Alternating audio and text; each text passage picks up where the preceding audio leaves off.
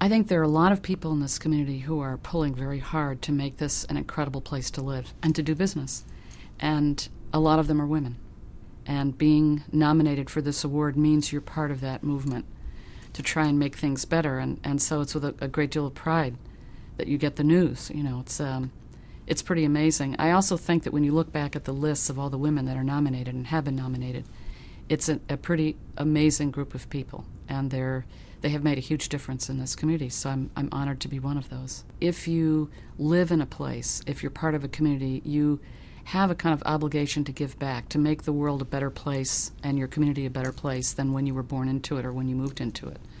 And so my advice for all of the women coming up the track is that you need to find what you're passionate about. You spend an awful lot of time in your life at your job, and you need to do what you love doing the most, and then go hell-bent for leather and make sure what you do is the absolute best it can possibly be.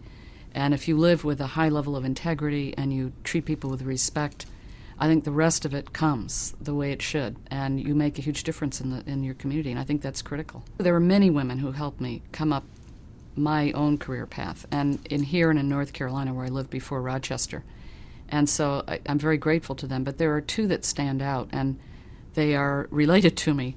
My grandmother is one, and she, for her generation, was unusual, going to Cornell, and came up through a parallel power structure for women at the time in New York City, which was the League of Women Voters, and became kind of a high-ranking person. And I remember going to New York and sitting in my grandparents' living room in Greenwich Village, watching my grandmother on Face the Nation interviewing Mayor Lindsay. And so having someone like her sort of carve a path for what's possible for a woman is extremely important. And many of the things I do in this community are much modeled after what I saw my grandmother do.